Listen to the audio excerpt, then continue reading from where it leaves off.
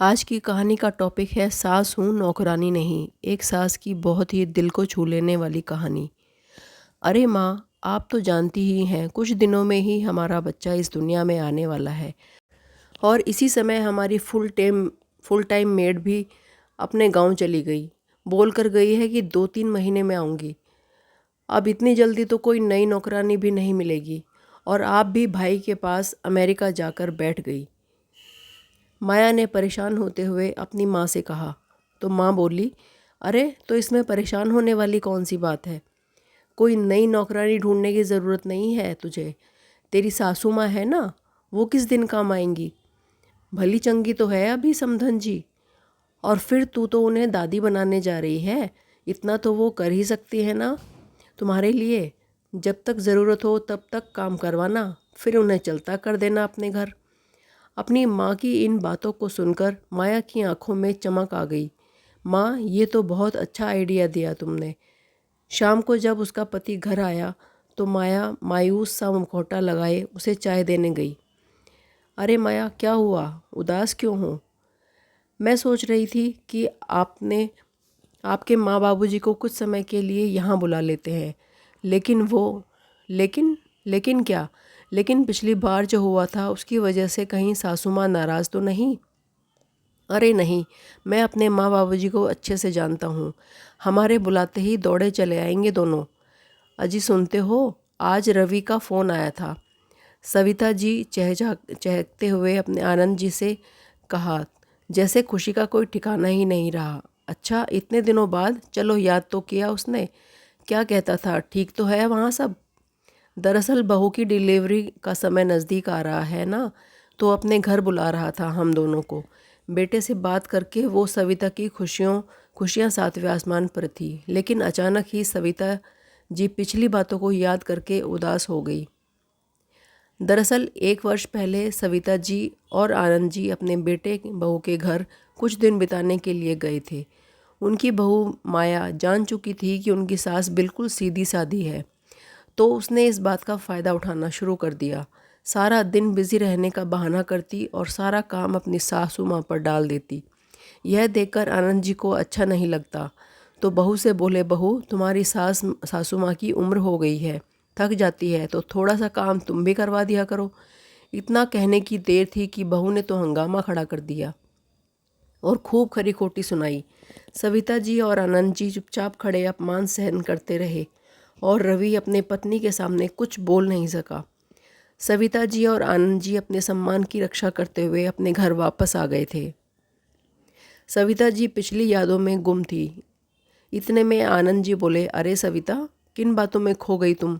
अभी तक सोच ही रही हो, जल्दी जाओ सामान पैक करो। आनंद जी ने अपनी पत्नी सविता से कहा, तुम तो जानती हो रवि की शादी को 5 साल हो गए हैं। इतने साल बाद अब जाकर हमारे बेटे के घर में खुशियाँ आई हैं।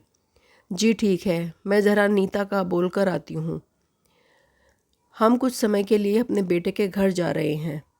दरअसल आनंद जी और सविता जी के अपने घर का एक हिस्सा किराए पर दिया हुआ था, जहाँ नीता और विशाल अपने प्यारे से बेटे गोलू के साथ रहते थे। वे दोनों घर पर ही टिफ़िन सर्विस का काम करते थे।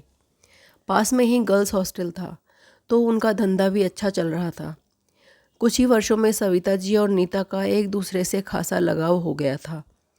नीता का बेटा गोलू को वह उसकी सगी दादी से भी ज़्यादा प्यार करती थी। सविता जी, अरे नीता, ओ नीता, सविता जी ने आवाज़ लगाई। हाँ आंटी जी, नीता रसोई से बाहर आई। अरे नीता, एक खुशखबरी है, मैं जल्दी ही दादी बनने वाली हूँ। अरे वाह आंटी जी, यह तो बड़ी खुशी की बात है। सविता जी की खुशी में शामिल होते हुए नीता बोली। हाँ नीता, मेरे बेटे ने पूरे 6 महीने की तैयारी करके आने को बोला है। अभी तो सारी पैकिंग पड़ी है, तुम अपने टिफ़िन का काम निपटा कर मेरी मदद करने आ जाना, सविता जी बोली। तो इतने में विशाल की आवाज़ आई, नीता टिफ़िन का काम मैं संभाल लूँगा, तुम जाओ आंटी की मदद करो। नीता ने सविता जी की पैकिंग करने में मदद की और सविता जी के साथ मिलकर उनकी बहू के लिए गोंद के लड्डू भी बनवा दिए। जाने से पहले रास्ते के लिए एक टिफ़िन भी पैक करके दे दिया। दोपहर की ट्रेन से दोनों अपने बेटे के घर जाने के लिए रवाना हो गए। उधर रवि उन्हें स्टेशन से कार में बैठाकर घर ले गया। जैसे ही घर पहुँचे तो बहू से मिलकर सविता जी और आनंद जी ने सारे मनमुटाव भूल कर उसे ढेरों आशीर्वाद दिए। सविता जी ने घर पहुँचते ही घर के सारे कामों की जिम्मेदारी ले ली। सारा घर जो कामवाली बाई की अनुपस्थिति में बिखरा हुआ था, सविता जी ने आते ही बड़ी कुशलता के साथ सुव्यवस्थित कर दिया। रोज़ाना अपनी बहू को सुपाच्य और पौष्टिक खाना बनाकर खिलाया। बहू की बातों में से तो जैसे मिश्री ही घुल गई थी। सारा दिन माँ जी करके उससे अपने सारे काम निकलवा लेती थी। नियत समय पर माया ने बच्ची को जन्म दिया। दादा दादी के तो जैसे पाँव ही ज़मीन पर नहीं पड़ रहे थे। अजी यह तो बिल्कुल मुझ पर गई है, सविता जी पोती को देखते ही बोली। जी नहीं, मेरी पोती के नैन नक्श तो बिल्कुल मेरे जैसे हैं। अरे इसने तो मुझे गीला कर दिया। आनंद जी बच्ची को सविता को देते हुए बोले। सभी लोग ठहाके लगाकर हंस दिए। बच्ची होने के बाद सविता जी ने बहू की खूब सेवा की। बच्ची का ख्याल रखना, रसोई का काम और बहू के लिए अलग से खाना पकाना। सविता जी की उम्र हो चुकी थी, लेकिन फिर भी बहू को कोई तकलीफ़ ना हो, यह सोचकर भी सारा दिन अपनी बहू और बच्ची की सेवा में हाजिर रहती। उनके घुटनों में भी दर्द रहता था। इसके बावजूद सविता जी सारा काम बड़ी कुशलता के साथ कर रही थी। आनंद जी घर के कामों में उनका हाथ बटा देते। देखते ही देखते 2 महीने बीत गए। बच्चे के लाड़ दुलार में सविता जी और आनंद जी का समय कैसे बीत गया पता ही नहीं चला। धीरे धीरे बच्चे को भी अपने दादा दादी के हाथों की पहचान हो गई थी। यह बात बहू माया को खटकने लगी। कुछ दिन बाद माया को काम वाली बाई भी अपने गांव से वापस लौट आई। सविता जी के मना करने पर भी उसने यह दलील देते हुए उसे काम पर बुला लिया कि माँ जी दिन भर काम करके और बच्ची को संभाल कर थक जाती हैं। एक दिन जब सविता जी बच्ची को चम्मच से दूध पिला रही थी तो बच्ची को थोड़ी सी खांसी करते हुए उल्टी कर दी। बस फिर क्या था, माया को तो जैसे बहाना मिल गया अपनी सासू माँ पर कटाक्ष करने का। माया और रवि ने बच्चे की सारी जिम्मेदारी आया को दे दी, लेकिन सविता जी का मोह तो बच्चे में ही अटका हुआ था, इसलिए ममतावश कभी कभी बच्ची को उठा लेती। एक दिन जब दोनों बेटा बहू बाहर गए थे तो बच्ची को आया को देकर गए। बच्ची लगातार रोए जा रही थी। आया उसे चुप कराने की कोशिश करती, लेकिन बच्ची का रोना बंद ना हुआ। सविता जी से बच्चे का रोना देखा नहीं गया और आया के हाथ से बच्ची को ले लिया और उसकी नाभि पर हींग लगाने लगी। बच्ची चुप हो गई और दादी का स्पर्श पाकर मुस्कुरा दी। कुछ देर में जब बेटा बहू वापस आए तो आया ने उनके कान भर दिए। मैडम, जब मेरी ज़रूरत ही नहीं थी तो मुझे काम पर क्यों रखा? आपके सास ससुर तो बच्चे को छूने भी नहीं देते, मुझे झट से छीन लिया। अब मैं आपके घर काम नहीं करूँगी। दोनों पति पत्नी सविता जी पर ही बरस पड़े और आया को मनाने लगे। सविता जी और आनंद जी का अपमान का घूंट पीकर रह गए। करते भी क्या, बच्ची के मोह में बेटा बहू का घर भी तो छोड़ नहीं जाना नहीं चाहते थे। सविता जी कमरे में जाकर आंसू बहाने लगी। बहू तो पराए घर की है, लेकिन बेटा तो अपना ही था। अब तो शर्म आती है मुझे अपना बेटा कहते हुए। अब तो यह हाल हो गया है कि सारा दिन बैठकर बच्ची की आया संभालने लगी और बहू अपने माँ के साथ फ़ोन पर बतियाती रहती और सविता जी पर रसोई घर के सारे काम की जिम्मेदारी पड़ गई। यहाँ तक कि आया का खाना भी सविता जी को ही बनाना पड़ता था और आनंद जी अपनी पत्नी की यह हालत देखकर मन ही मन कुढ़ते रहते। एक दिन बहू माया ने सासू माँ से कहा, मम्मी जी मेरी कुछ सहेलियाँ घर पर आ रही हैं, तो मैं उनके लिए कुछ स्नैक्स वगैरह का इंतज़ाम कर देना और चाय कॉफ़ी भी बना देना। शाम को जब बहू की सहेलियां घर पर आई तो पूरे आदर सम्मान के साथ सविता जी ने उन्हें बिठाया, अपने हाथों से बने लजीज स्नैक्स बनाकर खिलाए, उनकी खूब आवभगत की और रसोई घर में जाकर बर्तन साफ करने लगी। लेकिन अचानक उन्होंने जो सुना उन्हें अपने कानों पर यकीन नहीं हुआ। बहू की सहेलियां उसे कह रही थी, माया तुझे काम वाली बाई तो बहुत अच्छी मिली हुई है, इतनी लजीज खाना बनाती है, कितनी पगार लेती है, हमारे लिए भी ऐसी कामवाली ढूंढ दो। ऐसा सुनकर माया हंस पड़ी, लेकिन उसने इतना भी ना कहा गया कि यह नौकरानी नहीं बल्कि मेरी सासू माँ है। थोड़ी देर बाद सविता जी अपने हाथ धोकर अंदर आई और सबके साथ बैठ गई। बहू की सहेलियाँ कुछ सकपका गई तो सविता जी बोली, आप लोगों की जानकारी के लिए बता दूं कि मैं कोई नौकरानी नहीं बल्कि आपकी सहेली की सासू माँ हूँ। आपकी सहेली ने आपको नहीं बताया तो सोचा मैं ही बता दूं। सारी सहेलियाँ चौंक गई और हैरानी से माया की तरफ देखने लगी। सविता जी बोली, बहू, माना कि घर में नौकरानी रखना तुम्हारे लिए स्टेटस सिंबल है, लेकिन अपनी ही सास को नौकरानी बताना ये कहाँ का स्टेटस है। बहू की भौहें तन गई। उस समय तो वह चुप रही, लेकिन अपनी सहेलियों के जाने के बाद उसने हंगामा खड़ा कर दिया। माँ पिताजी के लिए हैरानी की बात तो ये थी कि उनका अपना बेटा भी उनके पक्ष में नहीं समझ पाया। माँ, इतनी छोटी सी बात का बतंगड़ बनाने की क्या ज़रूरत थी आपको? रवि बोला।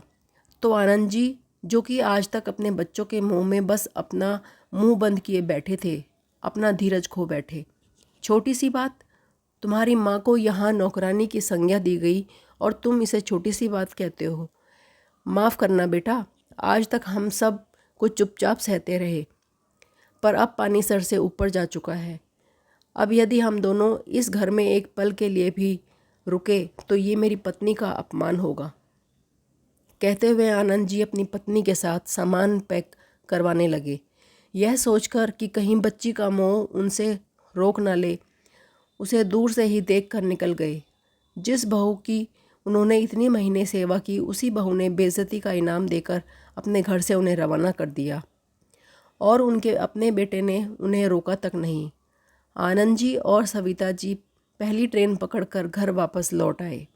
कहकर एक ही प्रश्न दोनों को परेशान कर रहा था कि उम्र के इस पड़ाव में जब बच्चों की सबसे ज़्यादा ज़रूरत होती है, वे कैसे गुजारा करेंगे। महीनों के किराए के अतिरिक्त और कोई कमाई का साधन भी तो नहीं था दोनों के पास, और सारी जमा पूंजी उन्होंने अपने बेटे की पढ़ाई पर और उसे सेटल करने में खर्च कर दी थी।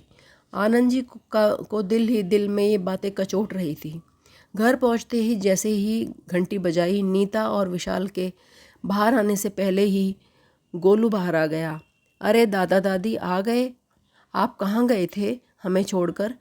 नीता ने दरवाज़ा खोला तो उन दोनों ने गोलू को अपनी आलिंगन में ले लिया। उधर नीता के चेहरे पर उन्हें देखकर खुशी और हैरानी मिश्रित भाव थे। वो समझ नहीं पा रहे थे कि अंकल आंटी तो 6 महीने का कह कर गए थे, फिर इतनी जल्दी वापस कैसे आ गए, वह भी सारा सामान लेकर। लेकिन जल्दी ही उन्हें चेहरे के भाव देखकर दोनों को सारा मामला समझ आ गया। अंकल आंटी, हाथ मुंह धोकर फ्रेश हो जाइए, मैं आपके लिए चाय नाश्ता बनाकर लाती हूँ। तो सभी की आंखें नम हो गई। जैसे ही अपने कमरे का दरवाज़ा खोला तो सविता जी को अपना आशियाना पाकर संतोष हुआ, लेकिन आनंद जी के दिमाग में रह रहकर वही बातें गूंज रही थी। जैसे ही वे अपने कमरे में कदम रखने लगे, उन्हें अचानक दिल में दर्द शुरू हुआ। इससे पहले सविता जी उन्हें संभालती वे निढाल गिर चुके थे। सविता जी की आवाज़ सुनकर नीता और विशाल आ गए, लेकिन तब तक आनंद जी निष्प्राण हो चुके थे।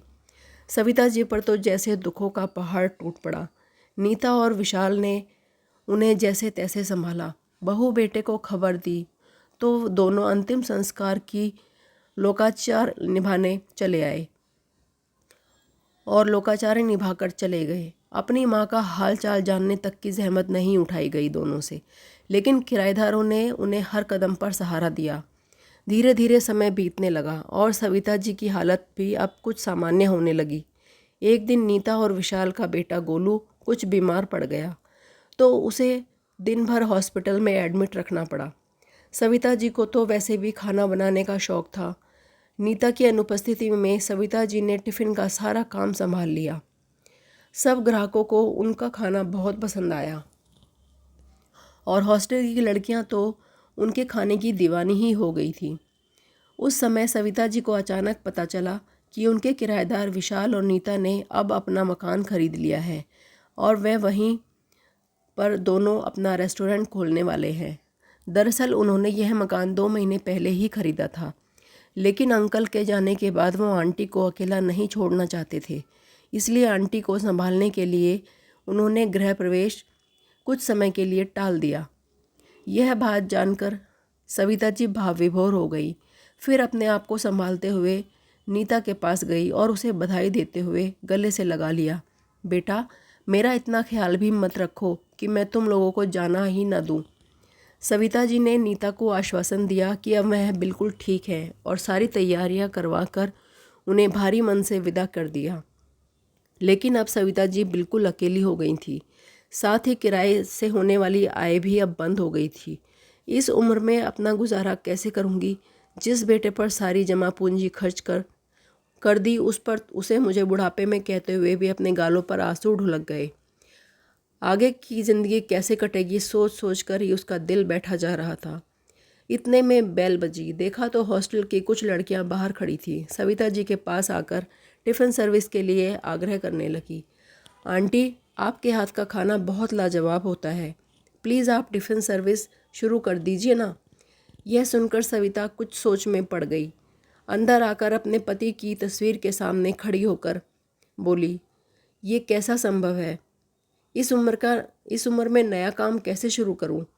लेकिन इसमें हर्ज ही क्या है? अचानक सोचते सोचते उसकी आंखों में चमक आ गई।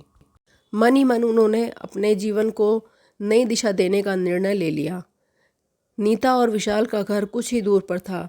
नीता को फ़ोन करके उन्होंने अपने घर मिलने के लिए बुलाया और टिफ़िन सर्विस शुरू करने में उसकी मदद मांगी।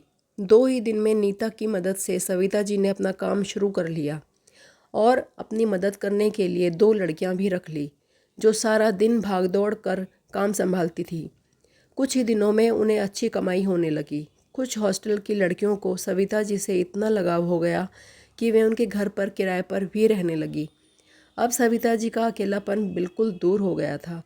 एक दिन कुछ लड़कियों ने सविता जी के खाने की तारीफ करके उनका एक वीडियो बनाकर सोशल मीडिया पर डाल दी।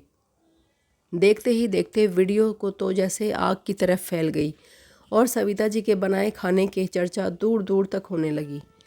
अब तो उनका काम और भी बढ़ गया था। उधर उनकी बहू ने जब वीडियो देखी तो उनकी हालत ऐसी हो गई जैसे काटो तो खून नहीं।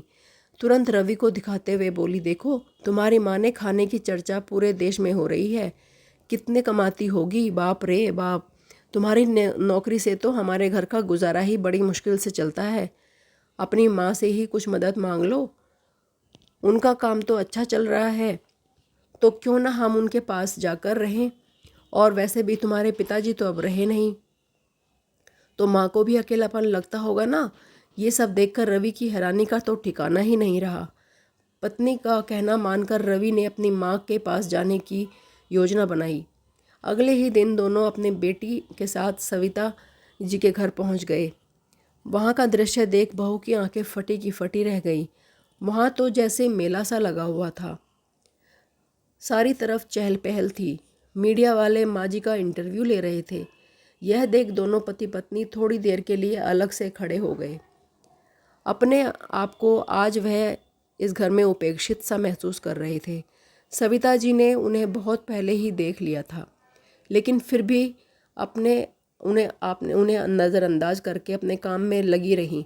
भीड़ थोड़ी कम होने पर बहू और बेटे दोनों सविता जी के पास जाकर उनके चरणों में गिर गए। सविता जी ने चेहरे पर कोई भाव न दिखाते हुए उन्हें आशीर्वाद दिया। अपनी पोती को इतने दिनों बाद देखकर प्यार किया और फिर अपने काम में लग गई। इतने में रवि ने पीछे से आवाज़ लगाई, माँ हमें माफ़ कर दो, हमसे बहुत बड़ी भूल हो गई, आज से हम आपके पास ही रहना चाहते हैं।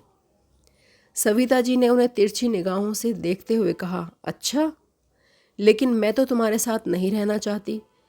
इस बुढ़ापे में मैं इज्जत के साथ रहना चाहती हूँ, किसी के घर की काम वाली बाई बनकर नहीं। अब यह सब लोग ही मेरा परिवार हैं। लेकिन माँ, इस घर पर हमारा भी कुछ हक है। बहू माया ने कहा, हक तो तुम लोगों ने उसी दिन ख़त्म कर दिया था जिस दिन मैं और तुम्हारे बाबूजी तुम्हारे घर से बेइज्जत होकर निकले थे। दूर से आए हो, भूख लगी होगी, कुछ खाकर जाना, रास्ते के लिए भी तुम्हारे लिए टिफ़िन पैक करवा दूंगी। कहते हुए सविता जी अपने काम में मस्त हो गई। आज उनके चेहरे पर संतुष्टि के भाव और गर्व भरी मुस्कान थी।